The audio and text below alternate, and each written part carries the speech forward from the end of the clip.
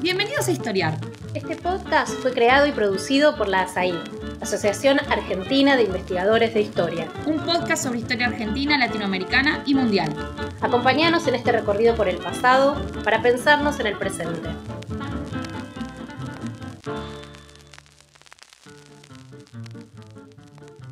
Bienvenidos y bienvenidas a un nuevo episodio de Historiar, el podcast de la Asociación Argentina de Investigadores en Historia. Soy Paola Druille y hoy te traigo un episodio muy especial de Historiar, en el que nos embarcaremos juntos en una de las aventuras más fascinantes y emblemáticas de la historia universal, la Odisea de Homero. Y para acompañarnos en este viaje épico, tenemos el enorme privilegio de contar con una invitada de lujo, Marta Alesso. Marta fue profesora titular de Lengua y Literatura Griega en la Universidad Nacional de La Pampa hasta el año 2018 y lleva más de 25 años dedicada con pasión a investigar y enseñar la Odisea. Su experiencia es tan vasta como su conocimiento y acaba de publicar una magnífica traducción con introducción y notas de esta obra fundamental editada por Ediciones Coligüe. Por todo esto, no podríamos haber elegido a una guía mejor para adentrarnos en las travesías de Odiseo y descubrir, de su mano experta, los secretos del mundo homérico y de la antigua Grecia. Bienvenida, Marta, es un verdadero placer tenerte con nosotros en este episodio. Gracias, Paola. Entonces, hablemos de la Odisea, una obra monumental que la tradición atribuye a Homero y que fue compuesta probablemente entre los siglos 8 y 7 a.C. La Odisea no es solo la historia del regreso de Odiseo tras la famosa guerra de Troya. Es mucho más que eso. Este poema épico nos abre una ventana vibrante hacia un mundo en transición. Un mundo que intenta reconstruirse tras el colapso de la civilización micénica alrededor del 1200 a.C., que da paso al surgimiento de lo que podríamos llamar una nueva identidad griega arcaica. En medio de ese cambio profundo, con la aparición de las poleis, el desarrollo de nuevos valores, la consolidación de una lengua común, la Odisea se alza como un puente cultural. Un puente que conecta pasado y presente, memoria y renovación. Y ahí, justamente ahí, reside su encanto. Pero en medio de esta riqueza literaria y cultural, hay una pregunta que no deja de inquietar, que flota en el aire como un enigma antiguo sin respuesta definitiva. ¿Fue Homero una persona real o es el rostro mítico de toda una tradición oral capaz de crear obras maestras como la Ilíada y la Odisea sin necesidad de escribir una sola palabra? Pero no solo esto, ¿qué nos dicen los aedos? ¿Qué nos dicen estos personajes que también están contenidos dentro de la Odisea? ¿Qué papel juegan estos aedos en el proceso de transmisión al mismo tiempo que el mundo que están cantando? Muy bien, una pregunta muy interesante para empezar. Si Homero existió y si Homero fue el autor de Ilíada y Odisea. Empecemos a mirar las dos obras como algo distinto, muy distinto. Mira, yo te invito, Paola, a que pienses Ilíada o que pienses Odisea como una película, con las cualidades, como una serie, vamos a decir mejor, claro, que vemos sí, más series que películas. Los movimientos, porque se han reproducido por computadora, el ojo, o sea, la cámara en Ilíada es absolutamente distinta a la posición que en Odisea. En Ilíada está en la mirada del narrador. El narrador va contando los acontecimientos, si está del lado de los aqueos se pone del lado del mar, si está del lado de los troyanos mirando para el otro lado. El narrador es la mirada de las acciones. Pero en Odisea está en los ojos de Odiseo mismo. Claro. del protagonista. Entonces, viste, ¿cómo me podés decir? Digamos, ¿cómo podemos pensar que 24 cantos cada una tan extensos, compuesto por alguien tan distinto? Y además te voy a decir una cosa que a lo mejor el lector o el alocutor, el que escucha moderno, no se da cuenta, que el principio de autor no es tan importante en la antigüedad. O sea, no están pensando en yo soy el autor y tengo un derecho sobre esta obra. Yo creo no, bueno, está comprobado que son composiciones colectivas, y no me voy a poner a hablar de Ilíada porque si no, no terminamos más. Claro. Pero Odisea, yo traté de reflejarlo en las notas de la edición de Coligüe, ha sido compuesta en distintas épocas. Por ejemplo, en la corte de Alcinoo, cuando Odiseo llega a la corte de Alcinoo, es, digamos, es un ánax, no es un rey a la manera de lo que es el Oikos o la casa de Odiseo. Son distintos. ¿De qué época es cada uno? Bueno, eso hay que verlo. Cómo se comportan, digamos, incluso anacronismos que se producen. Claro, estaría esta cuestión de esta mirada sobre el pasado micénico, al mismo tiempo que elementos arcaicos que dificultan absolutamente el proceso de datación certero. Claro, y además, no me gusta el término analfabeto, ágrafos, vamos a decir. Bueno, vos pensás que tanto el aedo, digamos, el que canta con una cítara, porque es cantado, ojo, claro. No es la prosa como a veces leemos. Es ágrafo. Y el público también. No tienen idea de la escritura, pero ni idea de la escritura. La escritura llega más tardíamente con los fenicios y después los griegos le ponen las vocales, en fin. Bueno, esa es una historia aparte. El famoso surgimiento del alfabeto griego. Claro. Que ocurre casi en simultáneo. Casi en simultáneo. Entonces acá la gran pregunta más bien sería, ¿cómo se pudieron componer de manera, digamos, de manera sin la ayuda de la escritura? Y yo te voy a decir, bueno, una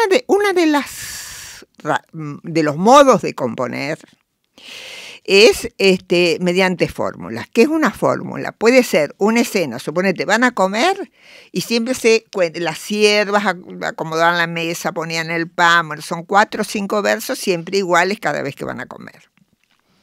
Pero también la posición en el verso, por ejemplo, de los epítetos. Nada más que tenemos el problema que en griego el epíteto es con una sola palabra. Por ejemplo, Atenea, ojos de lechuza, tengo que decir 3 palabras.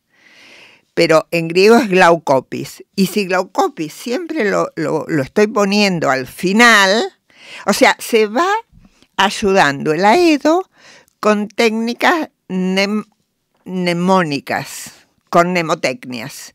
Y yo te voy a dar ejemplos actuales, mirá lo que te voy a decir. No sé si alguna vez has ido en el subte. Sí. Y que hay un rapero que se pone a cantar y dice, a ver, usted dígame una palabra, usted dígame una palabra, y te compone algo sobre política o el gobierno, que no sé qué, bueno, o sobre la ropa que lleva puesta, ¿viste? Y no tiene ni que pensarlo, le va saliendo pronto, le va saliendo como un verso detrás de otro. Salvando las enormísimas distancias, el chico ese está usando una técnica que desconocemos, que a nosotros nos parece intuitiva, nos parece espontánea, pero no es espontánea. Pensar nuestros payadores, por ejemplo, también. Los payadores tienen una rima que nunca finaliza en I, por ejemplo, acentuada en I, tienen ciertas pautas que a lo mejor ni ellos mismos te la podrían decir ni explicar, pero eso existe.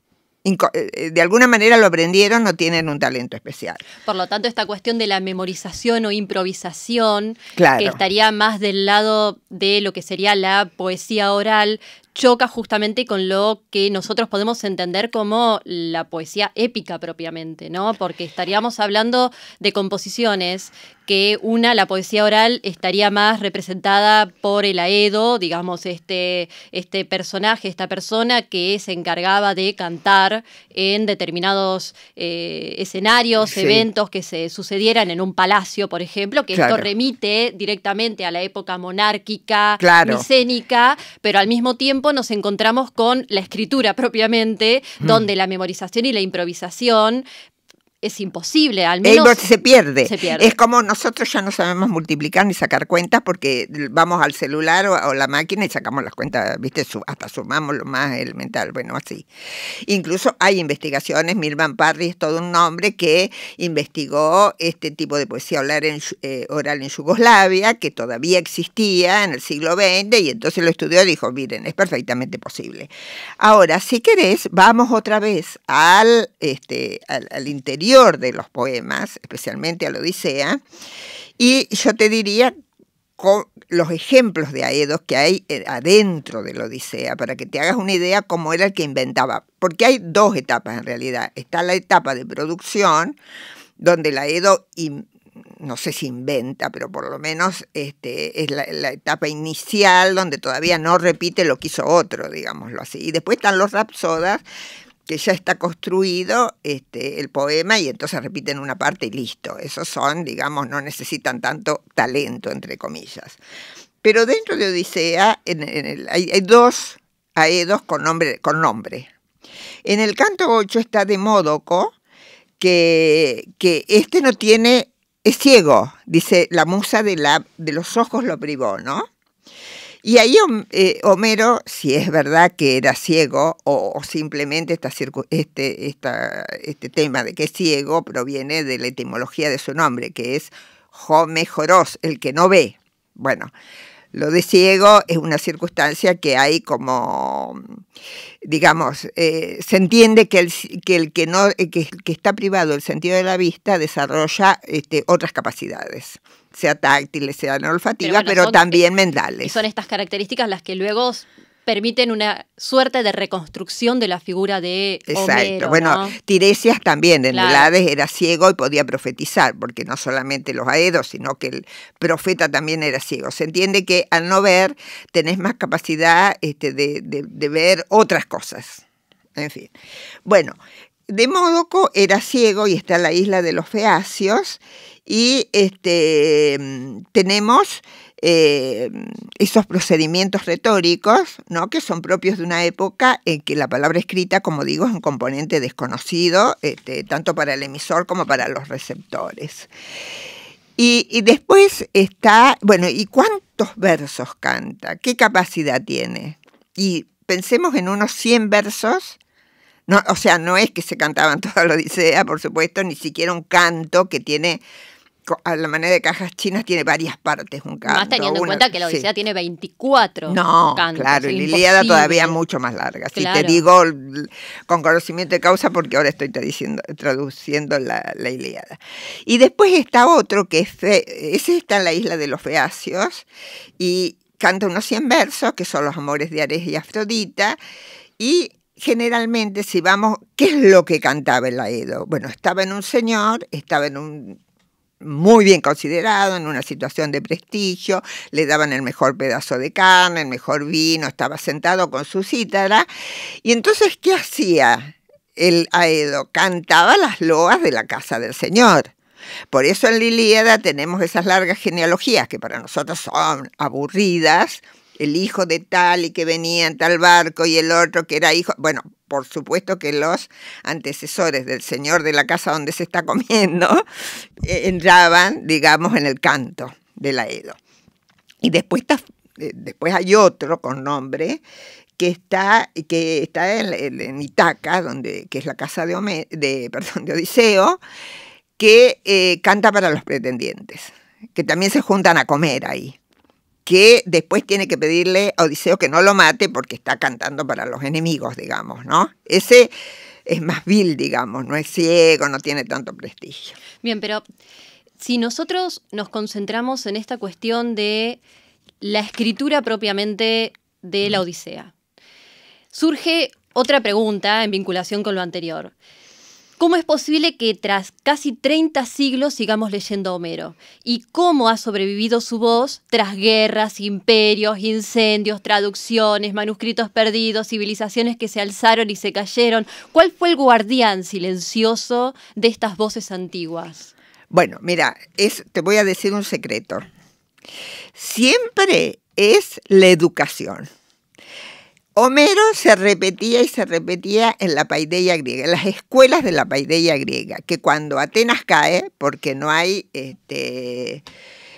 digamos, no hay un reino o un poder que se mantenga durante muchos siglos, pasó con Roma, con Alejandría, con Atenas también. Entonces, cuando llegamos a Alejandría, hasta Alejandría no hay ejemplares, en realidad. O sea, porque antes era, y además Alejandría, que está en el norte de Egipto, tiene, digamos, una capacidad, particularidad una geográfica. Particularidad, que es que los papiros se conservan en esa zona seca, como se descubrió el Qumran, otro tipo de escritos se conservan perfectamente. Y en Alejandría se concentró todo el mundo culto y erudito de esa época, donde estaban todos los sabios y se traían las obras. Dicen los mitos urbanos que los Ptolomeos hacían traer el original para copiarlo y tenía que devolver el original al lugar de origen, y que hacía una copia exacta y devolvía la copia y se quedaba en la biblioteca de Alejandría, se quedaba el original. Bueno, ahí también fue un milagro, porque la biblioteca de Alejandría, vos viste que también fue quemada y avasallada muchas veces, pero bueno.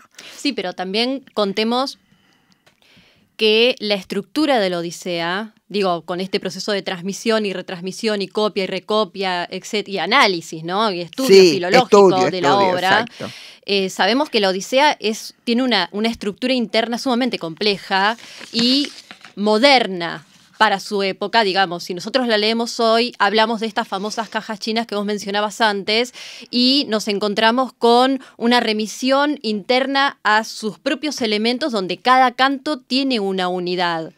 Entonces, ¿cómo hace esta Odisea para incluso hoy seguir atrapándonos, empezar a leerla y no poder parar?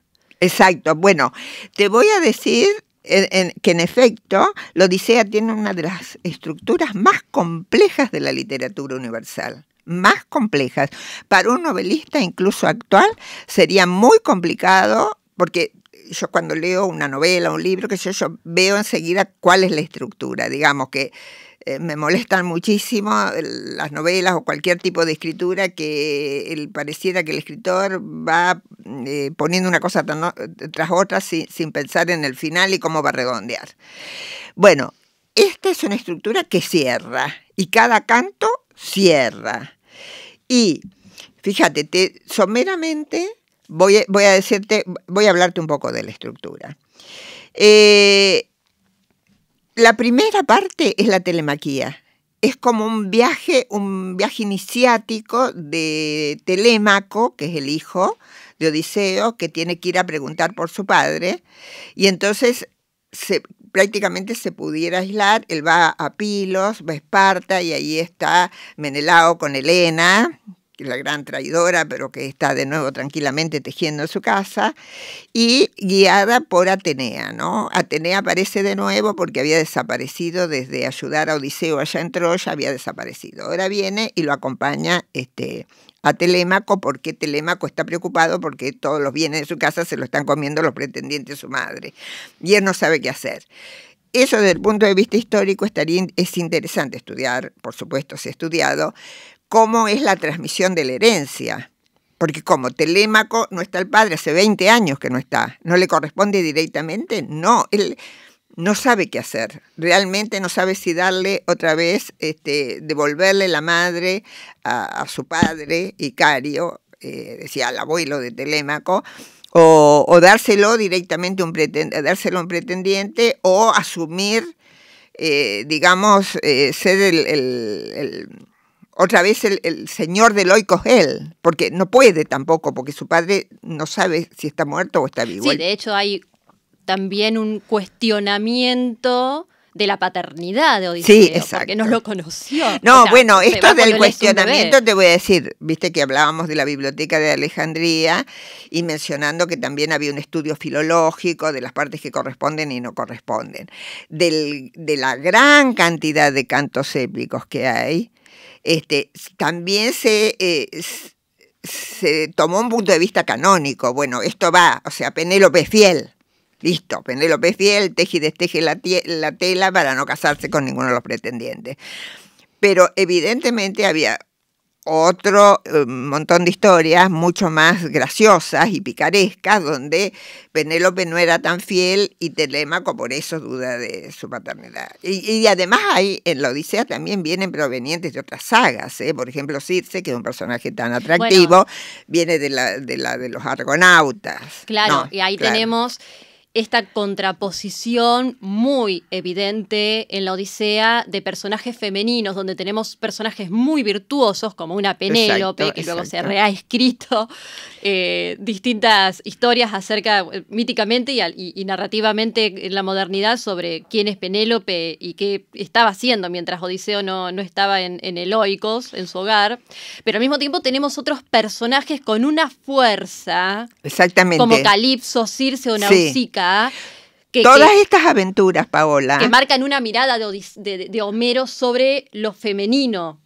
absolutamente. Ahora vamos a volver un poquito sobre eso, pero sobre la estructura te quiero decir que estos episodios que vos mencionaste, donde las mujeres, ¿qué pasa con las mujeres estas que aparecen? Las mujeres que se han quedado, la legítima esposa y los familiares, temen que el héroe se sienta demasiado atraído por alguna mujer en el camino, en su periplo de vuelta, de retorno, Que en son el 10 Nostos. años de claro. Claro, y entonces temen, como temen monstruos marinos, porque hay otras mujeres, Sila y Caribdis, que están ahí en el estrecho de Messina, ¿viste? Donde termina la bota de Italia y para pasar a Sicilia, las mujeres, las sirenas que tratan de seducir, todo. O sea, los temores más atávicos de la familia del marinero también están acá.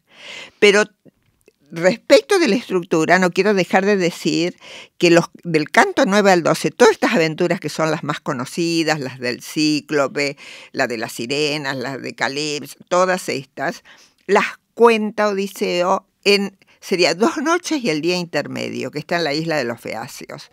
O sea, que la Odisea completa dura 40 días, 41 días para ser exacto. Y en un día y medio, él se cuenta del canto 9 al 12.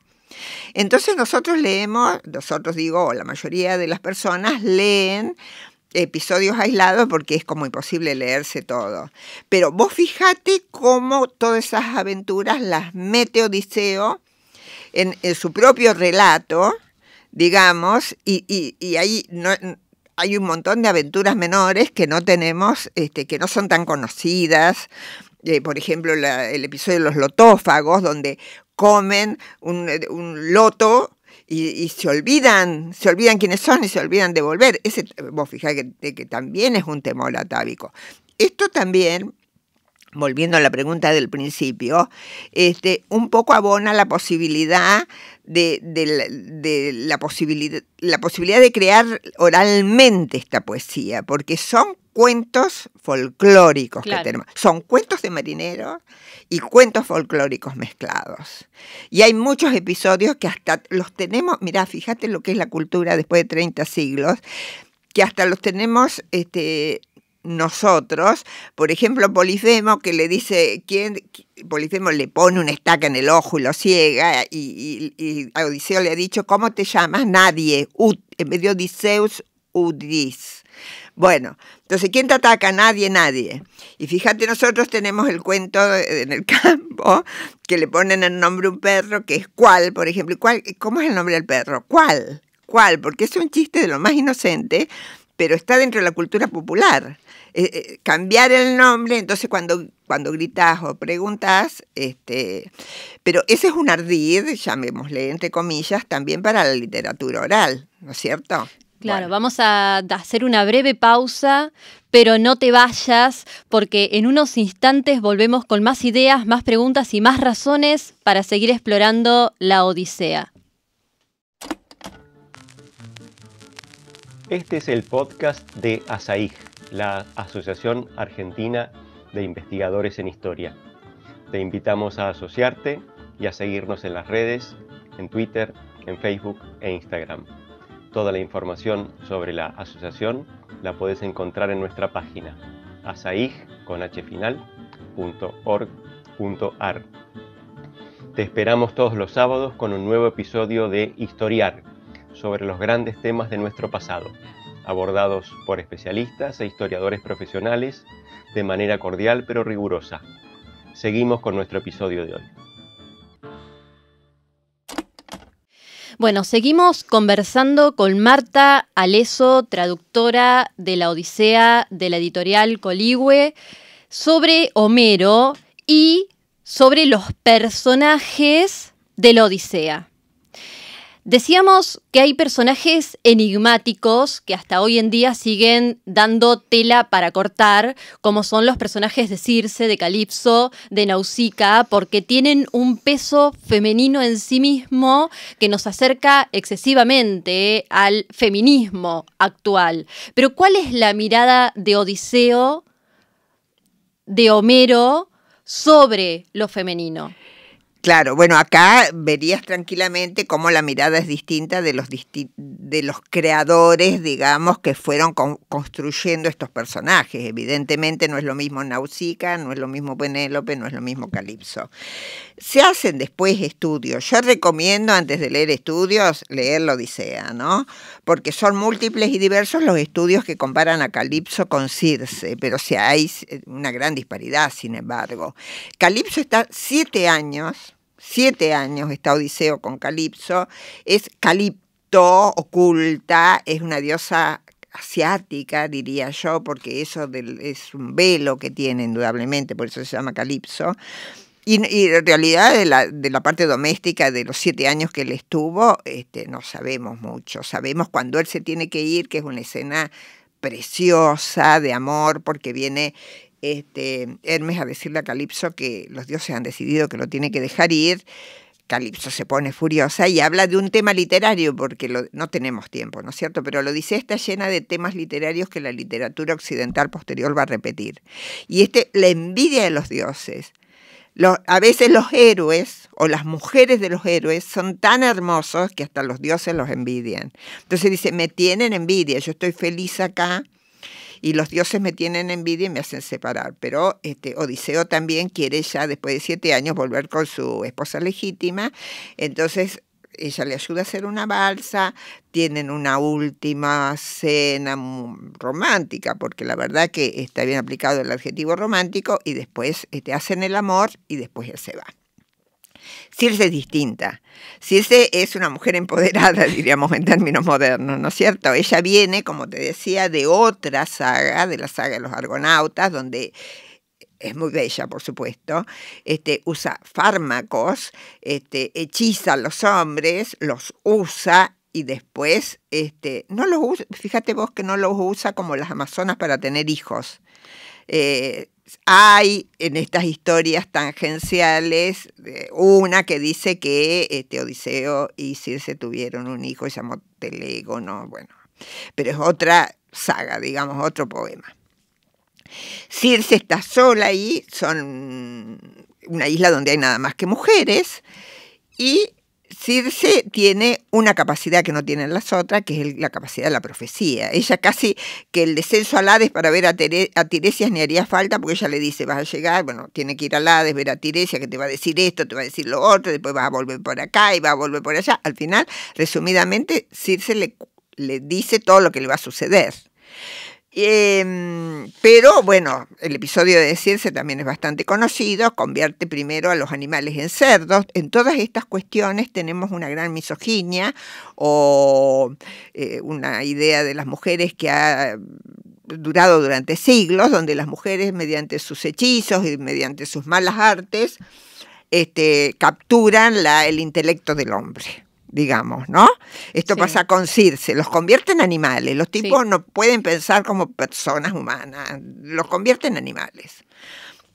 Nada más que en el caso de Odiseo, bueno, Odiseo le dice que no se puede acostar con ella hasta que a sus compañeros no vuelvan a ser humanos, y entonces ella concede que los compañeros de Odiseo vuelvan a ser hombres, ¿no? Y está un año nada más con Circe, pero un poco también porque Circe decide, bueno, ya está, listo, ya tenés que volver con tu mujer, no tienen los problemas de Calipso, por eso te digo que son distintos. Pero hay una tercera, una tercera en su camino de vuelta al hogar, que es Nausicaa, que es más peligrosa, porque es una princesa inocente y vive en un locus amoenus, o sea, en un lugar paradisíaco. La isla de los Feacios es el gran ejemplo de locus amoenus, del lugar del paraíso, digamos, del lugar utópico, donde todos cantan, bailan, se aman, comen, beben y no hay nada que turbe esa felicidad. Ahí está la inocente muchachita que está buscando un esposo. Y tenemos otra vez el folk tale, digamos, de la niña, donde han competido ya varios por su mano y bueno, él después en la isla de los Feacios gana los certámenes, se le concedería la mano, o sea, si no, el rey del lugar le concedería tranquilamente la mano, pero él tiene que decir que no, porque tiene que volver con su legítima esposa. Ahora, todas estas aventuras que él atraviesa, sí, están contadas desde su posición, digamos, como primera persona prácticamente, sí, digamos, sí, porque sí, sí. ya no hay nadie que pueda certificar que esto es verdad. Exacto, te puedo decir que todo lo que cuenta él es una gran mentira. No, bueno. no, es que claro. Yo lo puse en el prólogo, ¿viste? Es así. Primero que es el gran mentiroso, el mentiroso por antonomasia de la literatura universal. Él, antes de cada reconocimiento, es como la estructura de los reconocimientos. Él cuenta primero una historia mentirosa, toda una historia. A Penélope le dice que conoció a uno que supuestamente era Odisea y le hace toda una descripción del broche. A Laertes, al padre, también le dice que no sé qué historia que lo conoció Odisea y después recién se da a conocer, ¿no es cierto? Un ardid, digamos, para no darse a conocer tan rápidamente. Pero es el gran mentiroso y en este sentido te tengo que advertir que la mentira no es un disvalor. Tampoco, fíjate que la economía, bueno, es interesante ver la economía de estos lugares, la economía de la isla de Odisea, donde los bienes son para consumir y lo que hace es una economía autónoma y autárquica, digamos, todo lo que se produce se consume ahí, por eso de ahí el problema que se consuman los animales, pero está absolutamente prohibido el comercio. Es absolutamente ofensivo que a él le digan comerciante. Eso es el peor insulto que le pueden decir. Entonces tampoco compran esclavos. Las esclavas se traen se les mata el marido, se les matan los hijos, y se trae la esclava que pasa a ser la concubina, que es lo que le pasó a Agamenón, que volvía con una concubina que era prácticamente su esposa y Clitemnestra lo mata, listo, se acabó. Claro, digamos, el mito de Agamenón circula a lo largo de toda la Odisea. Es como una contrafigura. Claro, Oreste es la contra, se lo puede comparar con Telémaco, eso es interesante hacerlo, y Oreste lo podemos estudiar la tragedia, porque lo que es épica de Oreste se ha perdido, pero todos los autores trágicos toman la figura de Orestes y de Electra, sí. Bueno, y en esta funcionalidad que tiene el esclavo o la esclava o la famosa nodriza de Odiseo, nos encontramos con la vuelta. En un momento Odiseo tiene que volver a Ítaca y reencontrarse con su familia, con personas que posiblemente lo vayan a reconocer en determinado tiempo. Hay todo un proceso para llevar a cabo este proceso de reconocimiento. Sin embargo, Odiseo, ni bien comienza su trayecto a caminar Ítaca nuevamente, ocurre una suerte de reconstrucción de su propia identidad o recuperación de su propia identidad a medida que también comienza a ser reconocido lentamente por los distintos personajes. Bueno, ese es un concepto muy importante en la antigüedad, que es el kleos. Que después yo lo vi en Lacan, fíjate vos cómo viene. Porque uno no es por lo que uno piensa de sí mismo, sino que, en los griegos está clarísimo eso, sino que yo soy a partir no de lo que los demás piensan de mí, sino que lo que yo creo que los demás piensan de mí. Yo organizo mi propia identidad, y esto está clarísimo, especialmente en la Odisea. Sí, totalmente. O sea, él tiene que recuperar su cleos, su situación de señor patriarcal, y para eso tiene que ser reconocido por su esposa, por su hijo, por su padre, por los esclavos. Y entonces una perspectiva interesante de análisis también, que se puede hacer con los estudiantes en primer año de la carrera, bueno, cuando se lea Odisea, es ver la perspectiva de las clases serviles también, porque está ahí jerarquizada, como es Euriclea. La nodriza de Odiseo. Claro, la nodriza es un personaje. Fíjate que la nodriza también pasa a ser un personaje muy importante en la literatura. Fíjate en Shakespeare, la nodriza de Romeo y Julieta y demás, que es una mujer grande que ya no está en edad de procrear, por eso prescinde, o sea, puede andar entre los hombres, mezclarse, no importa. Y Telémaco, cuando se va a buscar a su padre, se lo cuenta a Euriclea, no se lo cuenta a la madre. El tema de la maternidad es un invento novedoso del final del siglo XX, principio del XXI está exacerbado, digamos. La madre se desentiende de la criatura hasta que sea grande, lo alimenta la nodriza, por eso es importante también que la nodriza lo reconozca a Odiseo. Claro. Y hay una escena ritual muy importante que la nodriza le lava los pies y ahí ve la cicatriz que se había hecho cuando era adolescente, que fue en su propio viaje iniciático. Odiseo fue a cazar un jabalí con su abuelo y ahí el jabalí le hizo una cicatriz. La nodriza lo reconoce. Es muy importante que lo reconozca la nodriza, porque la nodriza no te diría que es más importante que la madre, pero es una figura importantísima en la antigüedad. Y además, todo el resto de las siervas, bueno, que son innominadas, pero también son, fíjate que también te muestra cómo el señor él, ya te digo que es una economía autárquica, pero él tiene pleno poder y derechos sobre todos los que viven ahí. Ahí vive su padre y sus hijos, ¿viste? O sea, por lo menos 3 generaciones siempre viven en el mismo oikos. Oikos, digo este término porque no digo casa, porque significa también hogar y significa donde no solamente están la familia de sangre, sino que es mucho mejor ser siervo. Esclavo es una palabra que no existe en la Odisea, que es doulos en la literatura griega, pero no, acá no existe. O sea, pertenecer a oikos es tener es pertenecer y punto. Lo peor que puede pasar es ser un mendigo, como se presenta él por obra de Atenea, que lo transforma para que no lo reconozcan, ser un pari, venir y no pertenecer, digamos. Entonces ahí le podés pegar, le podés insultar, se mueren de risa los pretendientes de él, se burlan, porque en cambio el siervo que está en el oikos está protegido, todo, siempre. No solo su alimentación, que es lo más importante, sino su prole, todo. Por eso el tema de es tan grave, el de las esclavas infieles. Y se dice que es el primer femicidio colectivo que comete el héroe, pero no, él está en su derecho en el sentido de que traicionaron lo más sagrado que hay, que es la protección que tenían.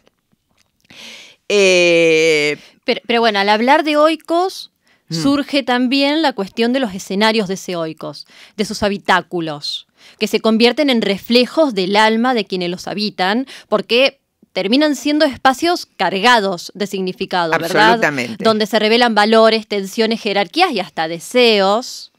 ¿Cuáles son esos espacios y qué papel juegan en la Odisea en este sentido? Bueno, es muy interesante ver cómo está organizada, porque fíjate que en la parte, en el Megaron, que se llama el salón principal, que es donde está el hogar con el fuego, ahí se come, ahí se juega, todo están los hombres. Y hay no hay ventanas, porque si vienen enemigos de afuera, entonces está el aulé, viste que está el término áulico, eso es un espacio áulico, que es para unos pocos los que están ahí en el medio encerrados. Claro, porque cuando uno piensa en el Palacio de Odiseo, se imagina un palacio no, al es estilo... de tierra, yo le digo, es un palacio de tierra pisonada, porque los pisos son de tierra. Bien, entonces, hay espacios privados. Ahí en el Mégano están todos, comen, los pretendientes, bueno, se adueñaron. Pero hay los espacios privados que, por ejemplo, donde el tálamo, donde están las mujeres. Pero como es un espacio privado y cerrado y es uno de los pocos que tiene llave, ahí también meten todas las mercaderías más valiosas, o sea, el aceite de oliva, la miel, los alimentos más preciados. El vino. Está donde, sí, el vino que es tan preciado, exactamente. Claro. Entonces, bueno, te voy a contar un poco, porque es interesante, el episodio de reconocimiento de Penélope, porque la verdad que Penélope es un personaje complejísimo. De las mujeres de Odisea, a pesar que las otras, a lo mejor Circe y Calipso son más, Circe sobre todo, más interesantes, Penélope tiene es muy complejo. Se vale de ardides, engatusa a los pretendientes, consigue regalos porque dice sí, que yo me voy a casar, bueno, en fin. Pero a su vez, cuando llega el esposo teóricamente, porque es un mendigo que ganó, ella dice que se va a casar con el que gane el certamen del arco y evidentemente, bueno, lo gana Odiseo, ¿no? No podía ser de otra manera. Y entonces el Telémaco, que ya teniendo una conversación con su padre, que ya lo ha reconocido y qué sé yo, ve que la madre no quiere saber nada con ese mendigo medio pestilente que ha llegado. Y le dice, tienes un corazón de hierro en el pecho, le dice a la madre, pero ella realmente no quiere saber nada con él. Hasta que, bueno, se bañan, porque otro detalle que te diré es que no se bañan todos los días. Claro. O sea, el bañarse es todo un ritual y antes de la noche nupcial que van a tener los esposos, todo el procedimiento del baño se describe largamente porque bañarse es todo un acontecimiento. Bueno, la cuestión que Penélope, como prueba de que es el esposo, le dice, bueno, vamos al tálamo, vamos al dormitorio. Y va siempre con las siervas, con las antorchas que lo guían. Entonces le dice a la sierva, bueno, vamos a sacar la cama del tálamo para, vamos a correrla, ¿viste? Sacarla. Y Odiseo dice, es muy inteligente lo tuyo. ¿Por qué? Dice, yo mismo construí ese lecho. Lo hice sobre un olivo. Entonces, él con sus propias manos había tallado la cama en el tronco del olivo, no sé qué tipo de olivo sería, tendría que ser muy grande, y se supone entonces que este tálamo nupcial estaba en la parte de abajo, porque no va a llegar el olivo hasta el piso de arriba. En cambio, ella sí está en las habitaciones de arriba ahora cuando están los pretendientes. Entonces, porque tálamo, este término a nosotros alude el tálamo donde duermen los esposos, y no, es la habitación privada de cada uno. Telémaco, que es varón soltero, también tiene un tálamo. Pero entonces ella le dice de correr la cama, le dice, la cama no se puede correr, está hecha y tallada sobre un tronco de olivo y yo lo hice con mis propias manos. Entonces esa es la prueba definitiva cuando él le cuenta los detalles de cómo hizo la cama. Claro.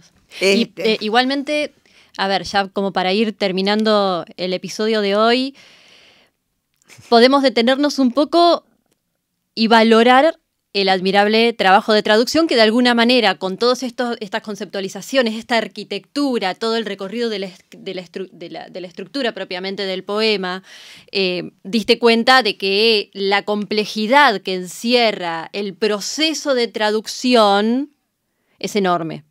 Mira, yo lo hice, obviamente, gran consejo para todos los que se dedican a cualquier cosa en la vida y especialmente a los estudios clásicos, lo hice por placer, lo hice porque me gusta, a mí me gustó hacer ese trabajo.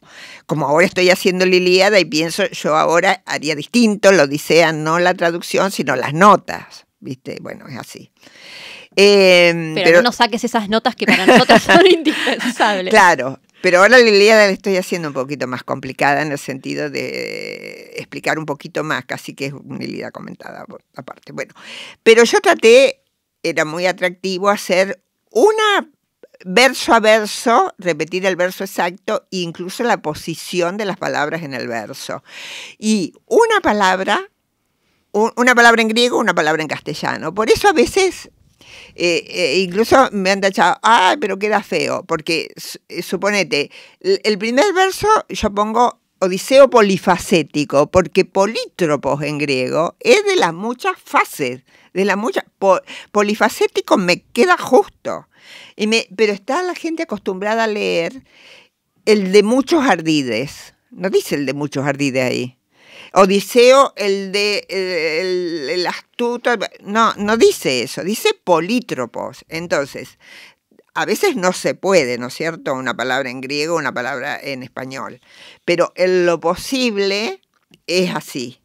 He tratado y además... más allá de estas complejidades de lo que significa la traducción literal para un filólogo, como somos nosotras, la traducción literal tiene que ser tal cual la lengua original o lo más cercano posible, teniendo en cuenta la lengua moderna a la cual estamos traduciendo. Claro, lo que pasa de lo contrario, esto, estamos inventando. No, si tenemos que traducir, es que estamos abriendo la puerta y dando la posibilidad a alguien que no sabe griego, o que, bueno, aunque sepa, no se va a leer todo en griego, a tener un eco, o sea, lo más cercano posible a lo que es el original. Esa es la gracia. Y bueno, Paola, vos sabés que hemos traducido otras cosas. Y siempre estamos tratando de reproducir el original lo más fiel posible. Sí, de hecho, la persona que tiene un conocimiento leve de griego, incluso teniendo el original griego y teniendo tu traducción, puede seguirlo tranquilamente. Claro, las palabras. Pero además te voy a decir que no es una cosa de topo de biblioteca, donde tenemos, porque me han dicho a veces, me imaginan ahí con montones de libros, no. Las lenguas clásicas tienen los medios electrónicos más modernos y los tienen desde hace mucho tiempo. Tenemos el Thesaurus, el TLG, que es el Thesaurus de la lengua griega, que nosotros ni tocamos el papel. En la computadora podemos entrar y también hay un gran corpus en internet, que es el Perseus, el proyecto Perseus, donde vos entras una palabra y te lleva el diccionario de griego en inglés. Pero a su vez picás, o sea, en la palabra en inglés y te lleva el significado de ese término en inglés. O sea, nosotros trabajamos con métodos electrónicos, con medios electrónicos muy modernos, y los chicos también, o sea, si se hace una buena enseñanza del griego, uno de alguna manera los inicia en este mundo, y entonces es muy atractivo y valiéndose de todas las posibilidades que te da la vida contemporánea, digamos, ¿no? Bueno, podemos seguir horas hablando de la Odisea, del proceso de traducción, pero nosotras terminamos por hoy. Muchísimas gracias, Marta. Gracias a ustedes por estar ahí. Los y las esperamos la próxima semana con un nuevo episodio de Historiar. Hasta pronto.